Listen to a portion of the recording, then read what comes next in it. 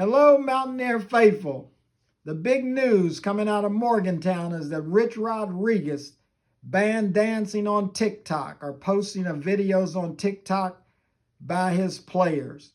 And there was a lot of hoopla made about it. But to me, it's only a team rule and basically policies around social media that's needed if you want to keep the team focused on team goals. Not individual goals, but team goals. So I thought it was worthwhile that was done. But make no mistake about it, whether the players can dance or not, that's not going to be the determinant of whether they make the top 40 on the West Virginia University squad, because they still have to reach their potential and also the potential that the coaches see for them. And I would hope that most of the players are trying to make the top 40 on the squad so that they can see the field on Saturday afternoon. I don't know what that progress is. I don't know who's getting it done and who's dominating scrimmages or drills, who has the hard edge. Those are questions that have to be answered by fall of next year, but have a good indication by the end of spring practice, which should culminate on April the 5th. It's coming up real soon. But when you get to TikTok dancing, it's not about the dancing, trust me. It's about the production on the field. Can you produce?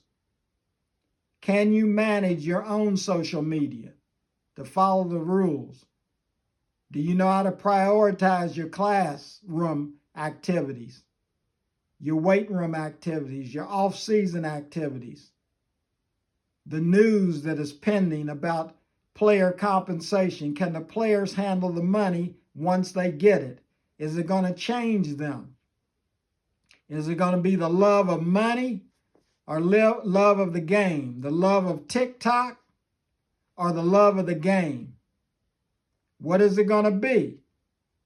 That's what's got to be answered. It's not going to be all resolved on what activities you have on TikTok. TikTok and social media can become a distraction, just like the six-figure income these players are going to be making pretty soon can also be a distraction. How is that going to be managed? Is the university going to be given the authority to file tax returns for all of these players? I don't know. But the compliance aspects is there because you're getting into their personal finances, and colleges were not built for that, and universities. So it's going to be a whole lot of distractions going on. Coaches have to continue to educate and develop their players and make sure everything stays on track. And what is that? Winning, winning, winning. You want team over individuals. So when you look at the social media, yes, it needs to be policies set up for that so that the players can follow and keep their eyes on what's important, taking care of business at the university. When they get paid the six-figure salary, here again, somebody's going to have to keep them on track so it won't become a distraction. But they still have to have the business acumen to take care of the money. Now, what has that got to do with playing on Saturday afternoons? It can be a whole lot if you get into tax trouble or something like that. So that has to be looked at. You have the portal is opening up again. College athletes have to be concerned because even though you have played hard in the spring, the question is, did you reach your potential that the coaches have for you? Are you in that top 25 or 30 players? Because if you're not, some of these coaches are going to go right back out and bring in more players. But there's one thing I know, there's only going to be a 105-man roster. And you're looking at the top 30 or 40 players playing on Saturday afternoon. So the name of the game is developing quickly and getting it done and getting on the field. That's what it's about. So it's about more than just banning TikTok dancing. Because like I said before, There's been many players, college players, that have posted videos that were monsters on Saturday. So the dancing is in one category and focus, and the other one, can the athlete produce to his maximum potential, being effective and efficient for over 60 minutes in a ball game, and be competitive and want to win? Because we know the West Virginia University program over the last decade has been average. And I don't think Coach Rodriguez and company, the plethora of coaching staff that he has, is looking for players to come in just to be average. I think the goal is to win the Big 12 championship and get into the playoffs in the first year. It may not happen. This probably is a foundation year. But the be frank for real factor, and listen to it, you have to have social media managed or it'll get out of hand. Compensation to the players, the university is going to have to put a structure around the players to make sure that that doesn't get out of hand, that they're filing their tax returns, doing what they have to do.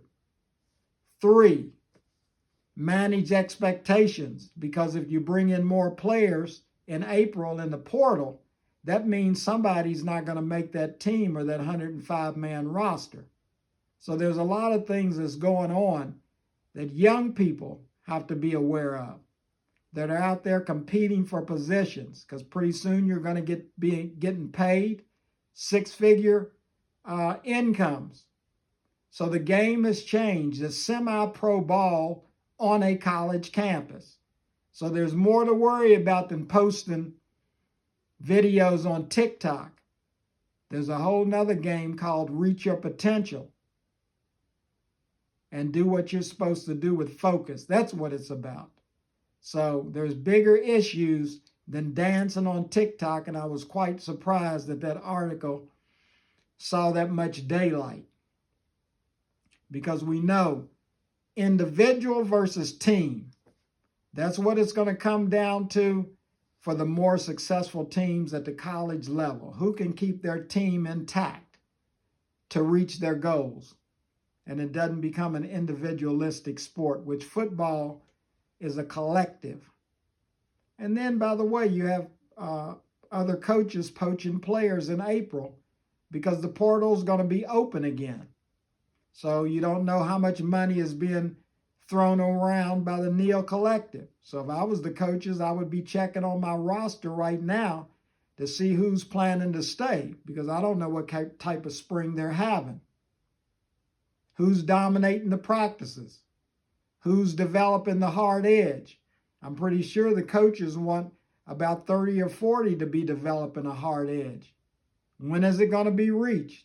Those are some of the things. So it's bigger than social media and TikTok dancing. It's getting down to the point where you're trying to teach them the fundamentals to do what they got to do, but it's about winning, winning, winning, and that's what Power 4 football is about. So hopefully the athletes can get on board and understand they have a lot of managing to do, and the coaches have a lot of developing and evaluating to do. So it should be interesting coming down the pike, especially in April with the portal and the compensation settlement coming to the players if the judge decides to do so. So there's a lot of moving parts with regard to college football. So don't just look at the field. Look at the issues around you. And that's the be frank for real factor. See Ivan Franklin and be frank for real. Always looking at the human aspects of it. What is the real impact of issues that surround college sports? Social media is only one of them. There's a plethora of issues to be looked at. One minority voice, one view. And that's what it's all about, people. And go, Mountaineers. And if you see fit, post. But better yet, either give me a frank or a no frank. A frank means you're with me. A no frank means you may not think I was frank enough, but you got to tell me why. So bring it on. See you later.